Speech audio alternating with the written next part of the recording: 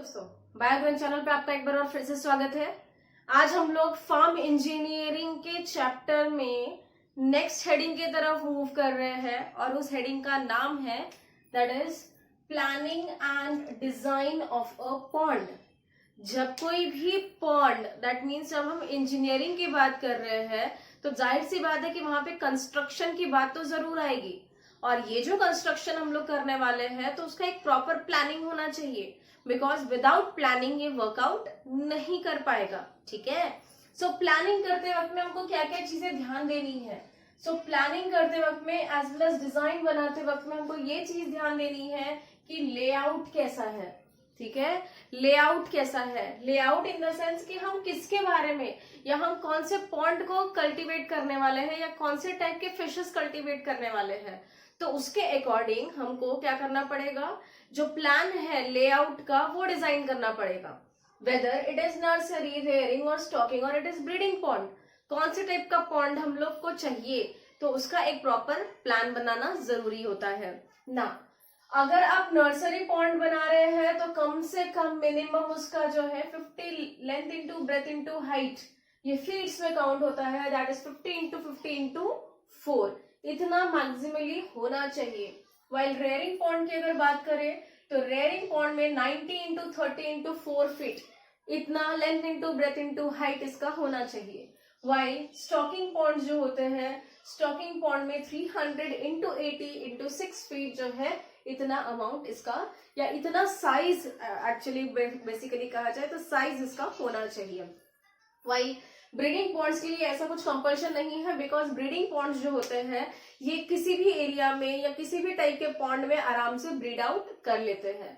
While moving towards size of farm कैसा होना चाहिए ना। जाहिर सी बात है कि आपने अगर स्टार्टअप किया है तो आप किसके ऊपर वर्कआउट करोगे, आप स्मॉल स्केल के ऊपर करोगे।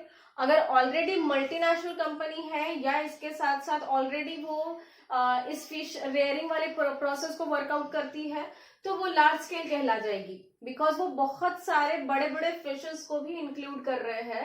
That's why this is called as small scale और लार्ज स्केल। तो स्मॉल स्केल पे आपको वर्कआउट करना है या लार्ज स्केल पे करना है, ये डिसाइड करता है आपका साइज, कि आपका प्लान कैसा है, आपका साइज क्या है होना चाहिए आपके पॉन्ड का, ये चीज डिसाइड होता है। नाउ मूविंग टुवर्ड्स कंसिडरेशन लिखा है मैंने। कंसिडरेशन मतलब क्या कि planning and design of pond. जब मैं प्लान कर रही हूँ, जब मैं डिजाइन कर रही हूँ तो मुझे क्या क्या चीजें कंसिडरेशन में लेनी है अपने। ठीक है, क्या क्या चीजें मुझे कंसिडरेशन में लेनी है। कंसिडरेशन में लेने के लिए मुझे देखना पड़ेगा एम्बैंकमेंट्स बराबर बने हैं या नहीं बने हैं, एम्बैंकमेंट बने हैं या नहीं बने हैं। अगर एम्बैंकमेंट की डेफिनेशन आप छोड़ चुके होंगे या आपको नहीं पता होगा तो लास्ट वीडियो में चले जाइए लेक्चर L2 में। ठीक है, लेक्चर नंबर 2 में, वहां पे आपको सारे डेफिनेशंस मिल जाएंगे। तो एम्बैंकमेंट का फॉर्मेशन होना बहुत जरूरी है। और एक्चुअली एम्बैंकमेंट होता क्या है या उसकी क्वालिटी क्या होती है एम्बैंकमेंट की। So this embankment should be non porous, ये पोरस नहीं होना चाहिए। इसी के साथ साथ ये स्लाइटली थोड़ा सा बिगर इन साइज होना चाहिए। और इसी के साथ साथ इसका बेस कैसा होना चाहिए, it should be adjustable, right ना। मूविंग टुवर्ड्स ड्रेनेज सिस्टम पे भी मुझे ध्यान देना है कि ड्रेनेज सिस्टम कैसी है। सो ड्रेनेज सिस्टम अगर देखना है तो उसमें मॉक्स फॉर्म हुए हैं कि नहीं हुए हैं, स्लूज गेट्स का कंस्ट्रक्शन है या नहीं है, ड्रेन पाइप्स है कि नहीं है, उसमें प्रॉपरली इनलेट और आउटलेट अवेलेबल है या नहीं है, ये सारी चीजें मुझे देखना पड़ेगा ड्रेनेज सिस्टम में किसी एक पॉन्ड के, अगर मैंने उसको मैन्युअली कंस्ट्रक्ट किया है तो। वाइल इसके बाद में आ जाते हैं मैकेनिकल स्पिलवे की तरफ में। स्पिलवेज उसमें प्रॉपरली है कि नहीं है। स्पिलवेज के लिए एक सरप्लस वाटर का एस्केप होना या एक वाटर जितना प्रेजेंट है उसमें से वो निकल सके, इसके लिए हम लोग चेकआउट करते हैं कि मैकेनिकल स्पिलवेज वहां पर प्रेजेंट है या नहीं है। वाइल इसके अलावा फार्मिंग करते वक्त में कुछ बिल्डिंग्स क्रिएट करने होते हैं हमको ना। बिल्डिंग्स कौन से क्रिएट करने हैं, लेबोरेटरी बनानी है, ठीक है, देन स्टोर हाउसेस बनाने हैं, दैट इज स्टोर्स बनाने हैं। स्टोर हाउसेस मतलब जो भी चीज सिंथेसाइज होगी या जो भी आपको फूड स्टफ वगैरह देना है तो उसके लिए स्टोर्स चाहिए होंगे। देन उसके बाद में वॉचमैन, वहां पे रहने के लिए तो किसी को चाहिए होगा ना कि कौन उसको चेकआउट करते रहेगा, तो वॉचमैन का हाउस होना चाहिए या वॉचमैन का हट होना चाहिए। ठीक है, वाइल रेसिडेंशियल क्वार्टर्स होने चाहिए। रेसिडेंशियल क्वार्टर्स मतलब क्या हो गया कि यहाँ पर एक एरिया ऐसा होना चाहिए कि इन केस अगर हमको फिश को थोड़ा सा रेस्टिंग पोजीशन में या सेपरेटली रखना है तो वहां पे रखा जा सके, या एज अ ह्यूमन या एज अ फ्रेंड कोई भी आ जाता है तो वहां पर एक रेसिडेंशियल कॉट होना चाहिए। वाई कंस्ट्रक्शन की अगर बात करते हैं तो कंस्ट्रक्शन करते वक्त में मार्जिनल टाइप का एक्सकवेशन करना होता है और सरफेस एक्सकवेशन करना होता है ना। एक्सकवेशन मतलब क्या? एक्सकवेशन मतलब खुदाई करना, ठीक है। आप एक तो मार्जिन से खुदाई करोगे और उसके साथ साथ आप खुदाई करोगे सरफेस पे। तो सरफेस अगर हटाओगे तो कम से कम वो सरफेस एरिया से आपका पूरा डेप्थ और हाइट क्रिएट होगा। वाइल मार्जिन अगर हटा देते हो तो मार्जिन हटाने के बाद में एक्सकावेट भी करना है उसको एंड प्रॉपर एक बांध की तरह हमको क्रिएट करना होता है, ठीक है, जिसको हम डैम्स बोलते हैं, लीव्स बोलते हैं, LEVES, लीव्स एक अलग वर्ड आता है। डैम्स का कंस्ट्रक्शन, ये सारा पार्ट जो है वो मार्जिन हम क्या करते हैं उसका सिंथेसाइज करते हैं। तो this is called as marginal excavation and surface excavation. वाई अगर आप देख रहे होंगे तो ऑलरेडी आपके पास में 3 रूल लिखे हुए हैं। ये 3 रूल क्या है, यानी किस चीज को फॉलो अप कर रहे हैं? तो ये इस चीज को फॉलो अप करते हैं कि कंस्ट्रक्शन आप जब कर रहे हो तो एरिया का स्ट्रक्चर देखना, length into breath into height को प्रॉपरली आइडेंटिफाई करना या प्रॉपर अरेंजमेंट करना। तो इसी को आइडेंटिफाई करने के लिए कि प्रॉपरली सिंथेसाइज हुआ है या नहीं हुआ है या किस तरीके से आपको कंस्ट्रक्ट करना चाहिए, एक मैथमेटिकल फॉर्मूला आपको दिया हुआ है। और वो मैथमेटिकल फॉर्मूला 3 इसमें आए हैं, एक थंब रूल है, एक ट्रेपेजॉइडल रूल है और एक प्रिज्मोडियल रूल है या प्रिज्मोडियल फॉर्मूला है। इसके थ्रू आप चेकआउट कर सकते हैं कि कंस्ट्रक्शन प्रॉपरली हुआ है या नहीं हुआ है एंड प्लान करते वक्त में आपको ये रूल्स को फॉलो अप करना है, ठीक है ना। थंब रूल क्या है? थंब रूल का फॉर्मूला सीधा आ जाता है V इंटू, ठीक है ना। V क्या है? V क्या है? यही लिखा है, देखिए, volume of earth to be excavated. आप अर्थ सरफेस में एस्केवेशन कितना कर रहे हो, ठीक है, आपका वॉल्यूम कितना बन रहा है, स्मॉल स्केल है या लार्ज स्केल है, उसके अकॉर्डिंग आप क्या करोगे, एस्केवेशन करोगे। So volume of earth to be excavated is V।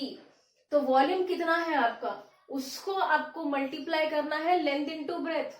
तो लेंथ आप जब करोगे तो sum of top and bottom length, top का लेंथ और बॉटम का लेंथ कितना है ये आइडेंटिफाई करना है। वाइल जब आप ब्रेथ आउट काउंट करोगे तो sum of top and bottom breadth identify करना है। और इसी के साथ साथ आप मल्टीप्लाई कर दोगे डेप्थ के साथ कि उसका डेप्थ कितना है, राइट। सो ये हुआ आपका thumb rule. While next move करते हैं ट्रेपेजॉइडल रूल की तरफ में। ट्रेपेजॉइडल रूल क्या बोल रहा है कि V is equal to D/2 A0 plus 2A1 plus A2, right. That is हम लोग फॉर्मूला जब यूज करेंगे तो यहाँ पर क्या हो रहा है, V फॉर क्या हो गया, वॉल्यूम हो गया, वॉल्यूम निकाल रही हूँ, डेप्थ निकालना है अब, विच इज डिवाइडेड बाय 2। जितना भी डेप्थ रहेगा उसको मुझे क्या करना है, डिवाइड करना है 2 के साथ में। और A0 2A1 और A2, that means A0 A1 A2, इस तरीके से मेरे पास सीक्वेंसेस प्रेजेंट है। Now what is A0 representing? So A0 जो है वो area of cross section at the top, area of cross section in the middle and area of cross section at the bottom. ये आ जाते हैं A0 A1 and A2 पे, ठीक है। A मतलब एरिया, एरिया किसका, क्रॉस सेक्शन का। Cross section निकाल रहे हैं हम, किसका निकाल रहे हैं, टॉप का, मिडिल का और बॉटम का निकाल रहे हैं। तो ये हो गया एक फॉर्मूला फॉर ट्रेपेजॉइडल रूल। वाई इसी के साथ साथ प्रिज्मोडियल फॉर्मूला भी आता है एंड प्रिज्मोडियल फॉर्मूला क्या बोल रहा है, that is V is equal to D/2 A0 plus 4A1 plus A2। Approximately same ही है दोनों फॉर्मूला, कोई खास चेंज नहीं है इसमें। वॉल्यूम एज इट इज है, डेप्थ एज इट इज है। A0 A1 A2 कंसिडरेशन में है तो A0 एज इट इज आया है, 2A1 जो है उसकी जगह पे आ गया है 4A1, दैट मीन्स 4 से मल्टीप्लाई करना है आपको and A2 as it is. So इस तरीके से A1 A2 A3 A0 A1 A2 जो है वो आपका क्या डिपेंड कर रहा है, एरिया ऑफ क्रॉस सेक्शन बता रहा है कि area of cross section at the top, at the middle, at the bottom, ये किस तरीके से फॉलो अप कर रहा है, ठीक है। सो ये हो गया आपका प्लानिंग एंड डिजाइन। बाकी जितना भी थियरी पोर्शन है वो आपको PDF के फॉर्मेट में आपको दे दिया जाएगा, डिस्क्रिप्शन बॉक्स में चेक करिएगा एंड इसके साथ साथ हम लोग लास्ट सेक्शन की तरफ मूव करेंगे कि बायोलॉजिकली कोई भी एक लेक का, कोई भी एक पॉन्ड का कैसा नेचर होता है। तो ये सारा सेक्शन तो इस चैप्टर का मैक्सिमली खत्म हो गया है एंड जस्ट 10% बचा हुआ है ये चैप्टर का, that will be considered under next lecture. Thank you very much for listening. Please like और सब्सक्राइब करना बिल्कुल भी ना भूले मेरे चैनल को। Thank you.